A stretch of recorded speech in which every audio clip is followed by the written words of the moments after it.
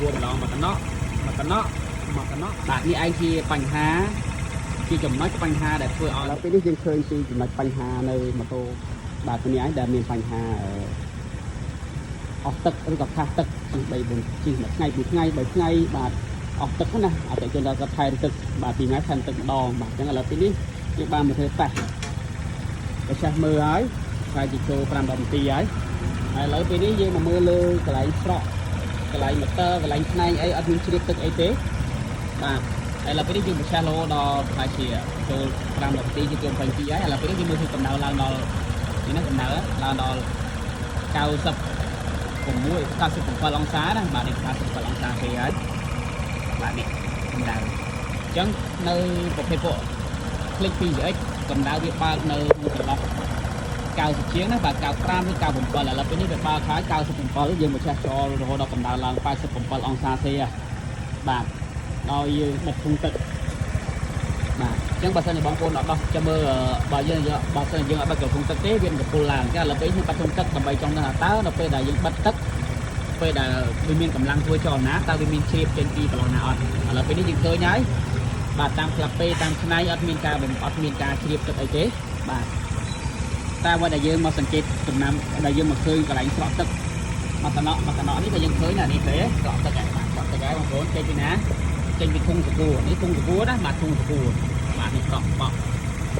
ដល់ពេលដែលកម្ដៅក្តៅឡើងដល់90បាទនេះនៅពេលដែលកម្ដៅក្តៅឡើងដល់97អង្សាសេបាទក្លាប់ពេលចាប់ផ្ដើមបើកអញ្ចឹងបាទកម្លាំងបង្ហាប់របស់ទឹកវានឹងធាក់ឡើងតាមធុងទឹករបស់យើងនេះបាទនេះតាមត្រធុងទឹកនេះបាទវាកំពុលខ្លាំងណាស់វាកំពុលខ្លាំងវាជាក់ឈ្នះនៅត្រធុងទឹកវាចេញតាមរុន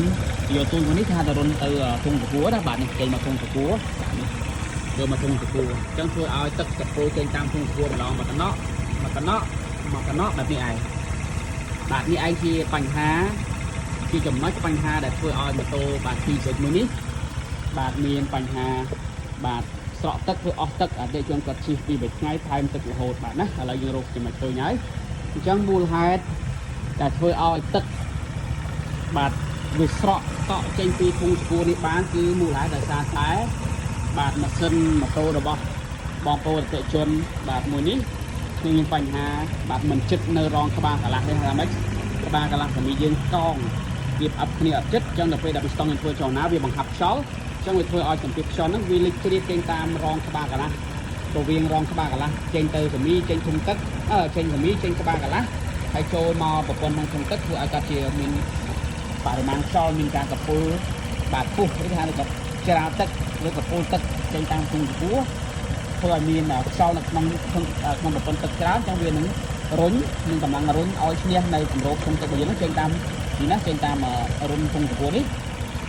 កពុលចេញមកធុងសកួររបស់យើងមកកណក់មកត្រប់នេះធុងសកួររបស់យើងទេអញ្ចឹងធុងសកួរនេះធម្មតាគឺអត់មានស្រក់ទឹកទេព្រោះតែក្តៅខ្លាំង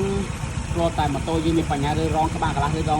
ឬសមីបានយើងកពុលបាត់នេះណាអូខេអញ្ចឹងឥឡូវវិធីដំណោះស្រាយយើងនឹងធ្វើការអតិជនប្រាប់អតិជនដើម្បីគាត់ធ្វើការ